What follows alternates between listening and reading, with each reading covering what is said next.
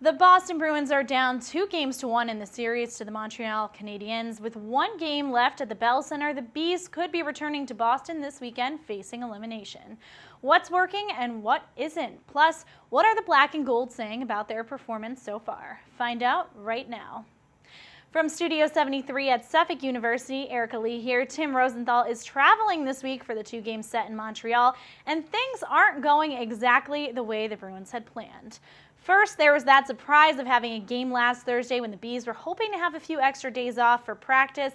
Despite the double OT loss that night, they were able to take the second game of the series on Saturday to even things up before heading north of the border. The trouble is, however, that the Bruins have been playing from behind throughout the series so far, with Montreal not only outskating them, but outscoring them through the first 2 periods. Find out what some of the guys had to say following Tuesday night's loss. Yeah, we seem like we find our game in the third period, but we have to play 60 minutes. We have to have a good start, and we've been playing from behind off the bat the first 3 games. So we have to make sure we keep them off the score sheet for as long as we can and try to get a first goal. That I think a couple times when we were shooting up from the point, they had one guy taken off, and we didn't account for that guy right away. So I think we just need to do a better job not letting guys get in behind us. We have to have a better awareness around us, like all those goals. You know, they were behind us.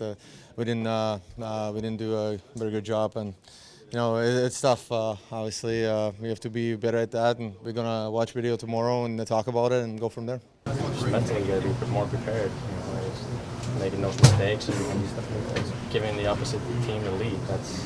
That's not a good thing every night. So I think we just have to be mentally sharper and you know, do the things that we talk about. So far, the advantage in the series has been PK Subban. Subban scored 2 goals in the first game, tallied an assist in the second, and helped the Habs pull out ahead at the beginning of Game 3. He scored their second goal of the night as well.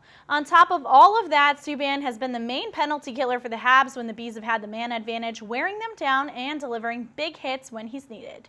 He's a good player. He's a great player. We have to account for him out there, and obviously he's done a pretty good job this series. So we just need to do a little bit better job against him.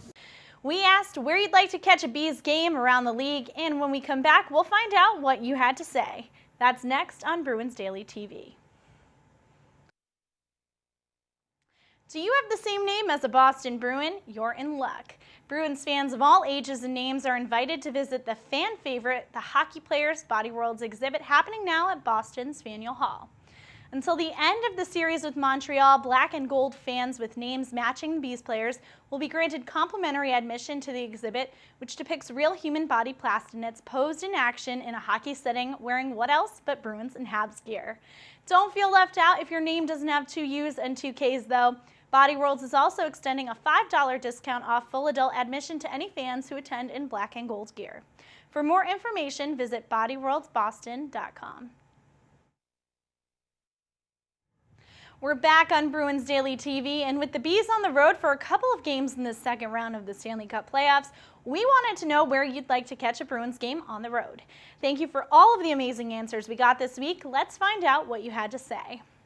Over on Facebook, Erica Cragen says the Wells Fargo Center in Philadelphia is one of her favorite spots to catch the Bees because despite not being Flyers fans, the fans there treated them like they were. Heather Marrow says that in 2012, she went to the Staples Center for a Kings-Bees game and that there were just as many Bruins fans as Kings fans there, but the black and gold fans were much louder.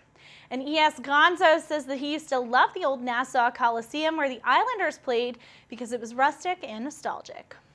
Over on Twitter, Nate Gilbert says Chicago, not only because the building is great, but also because he went during the finals last year and the fans sitting near him were good to him too. Plus, Nate sent us a really cool picture. Tanner Acevo says he'd love to catch a game in Montreal because he'd get to feel like a villain even though he'd be cheering on the Bees. And SML says the Tampa Bay Times Forum where the Lightning play because the barn there has great energy and atmosphere. Plus, there's a ton of sunshine in Florida, and I am with you. Plus, we had several votes for the old Hartford Civic Center where the Whalers used to play, which came as a surprise to me. I guess Connecticut is dying to get an NHL team back. And that is going to do it for this week. The Bees, of course, play again in Montreal on Thursday, and they'll be back at the TD Garden in Boston on Saturday for Game 5. Will they come back facing elimination? We'll find out on Thursday night. Don't forget to follow all the latest from the Bell Center and throughout the NHL Stanley Cup playoffs on Twitter by following @Bruins Daily and becoming a fan on Facebook. For our crew here at Studio 73, I'm Erika Leigh. Thanks for joining us, and we'll catch you next time on Bruins Daily TV. During his courageous battle with progeria, Bruins Daily was inspired by Sam Burns, a young man who touched the lives of many Boston Bruins fans. Sam lived every day with a smile, offered us advice that was well beyond his years, and was an inspiration to many in the community. Throughout the 2014 Stanley Cup playoffs, some of the Bruins Daily staff, like Tim here, will be growing playoff beards and raising money to help benefit the Progeria Foundation. 100% of the proceeds will go to the Progeria Foundation in celebration of life according to Sam. To donate, please visit the link below.